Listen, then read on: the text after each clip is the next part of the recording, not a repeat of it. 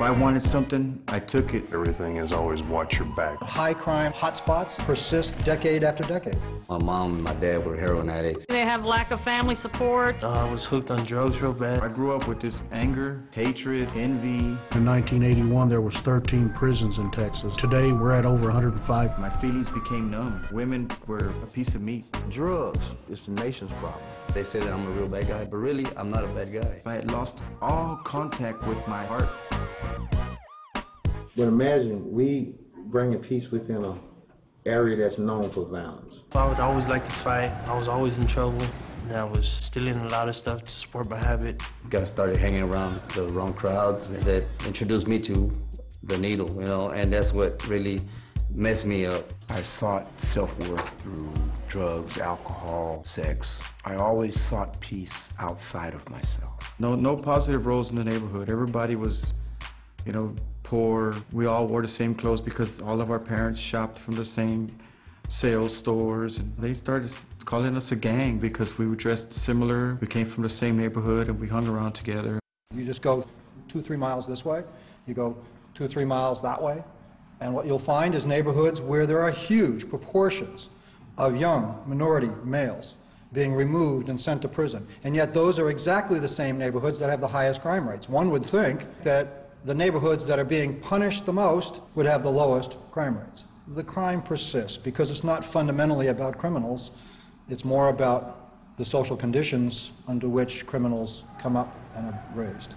The weakness of formal justice approaches in responding meaningfully to these underlying issues is becoming more and more apparent. As a warden of a facility, you take a great degree of pride in what you do. Every day we have offenders leaving out the front door of this facility. We know that they're going to be my neighbor, your neighbor, and everybody else's neighbor. I think criminologists and everybody else that's involved with corrections will tell you that while these guys are incarcerated, that we offer some type of rehabilitative tools and measures that actually impact how these guys think and react. Restorative justice and community justice is working to find new ways to attain justice.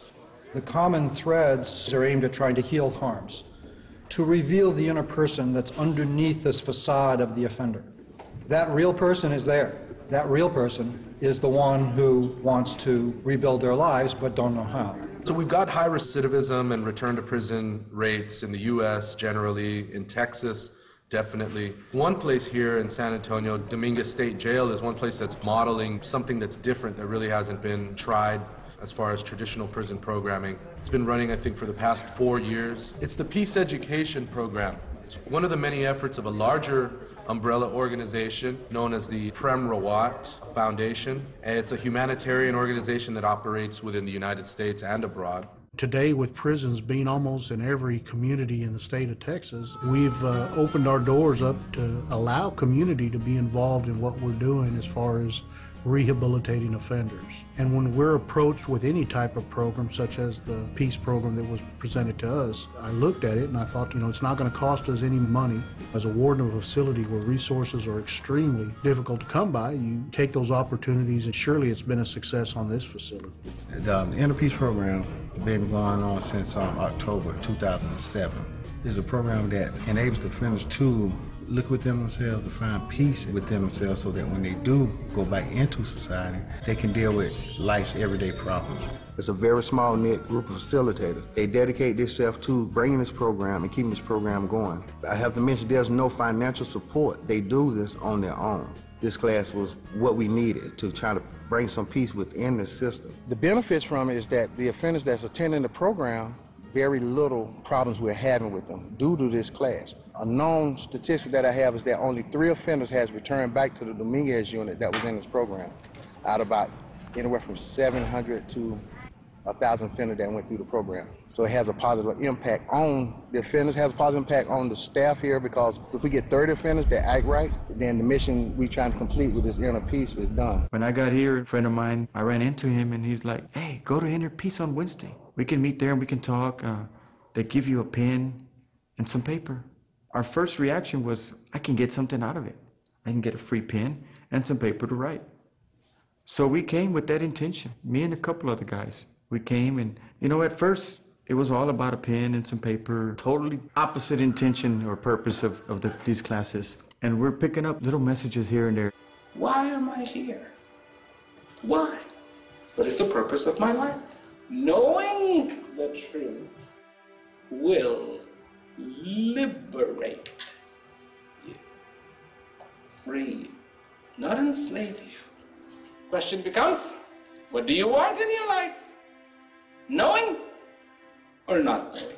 I can be emotional. I can show my feelings now. It doesn't matter. I don't have to hold my head up high and make people fear me. Primrod has slowed me down a lot, make me realize that I've wasted half of my life chasing things that aren't even happiness. This is not a religious program. It's about finding yourself on the inside for the person you really are, because we're not really these convicts, these bad people that they paint us to be. Deep down inside, we were all young, innocent little kids. He said that an unlit candle can't light any, but one lit candle can light thousands. If that's what it takes, if I can better myself and have peace within me, clarity, happiness, be content, I need to better myself before I can help anybody else. That's really what caught me. Prim teaches us people live in 2 minutes, the minute that just happened and the minute that's on its way. You know, the past and the future. He teaches us to live in the 3rd minute, which is the here and the now, how to just appreciate being alive. I haven't seen my dad in 15 years, and I've had so much hatred to him. And it's helping me find that inner peace inside myself to forgive him for everything he's done. And when you come to the place that you're all right with just who you are, everything else falls into place.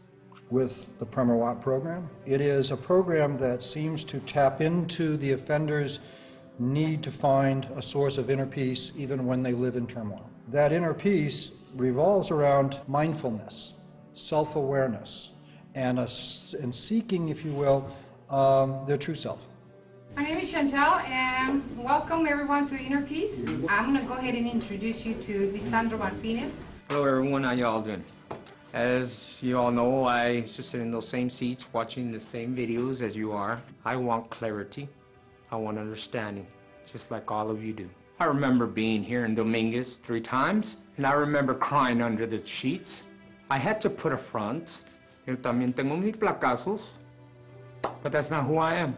I don't need to put a mask on anymore. I'm learning to get in contact with that person who I used to be, the innocence. I'm learning how to love me. And he tells us that if we were the demon that destroyed our life, why can't we be the angel and fix our own life? The astonishing part about it is he's not forcing you to learn it. He's not giving you a certain time to understand it. You're doing it on your own. And that's a good thing about it. And that's why I still attend these classes. I would hope other wardens would value my opinion regarding this program. I think every warden in any prison, probably in the world, will tell you that if we can control how offenders react to conflict and give them tools to deal with what we call life issues, it's a win situation, and it would definitely benefit any warden in any penal institute anywhere in the world. To free your heart and your mind, you know, and I think Inner Peace helps you with that. I'm going home Wednesday. Oh, that's right. I'm so glad to hear that. The way I feel now, I want to take the peace that I have in here with me when I get out. You guys have a good day. You too. Thank you very much. I do have feelings on the inside, and Primrod has brought that out. And my family, they see a change in me. If you can just stop and appreciate just being alive. The recidivism is very low. I've gotten my daughter back in my life. It's been a success on this facility. I'm stepping out into a new way of living. I'm gonna do whatever it takes, keep trying and trying and trying until I get it right. I feel happy with myself. Thanks for returning my son. Thank you for helping him find himself, to believe in himself. Because lo que se había perdido regresó. Bendito sea Dios. A lot of people talk about peace, but Prem Rawat, when he speaks about peace, he's not talking about peace as opposed to war. He's talking about a personal peace that each one of us can have. The Prem Rawat Foundation is there not only to bring his message of peace around the world, but there's also a humanitarian function that he's vitally concerned that every human being be able to live their lives with dignity, peace, and prosperity, that there's an essential dignity to every human being. And the prosperity is not only to thrive in this world and have a second chance, but a prosperity of joy that exists for every one of us.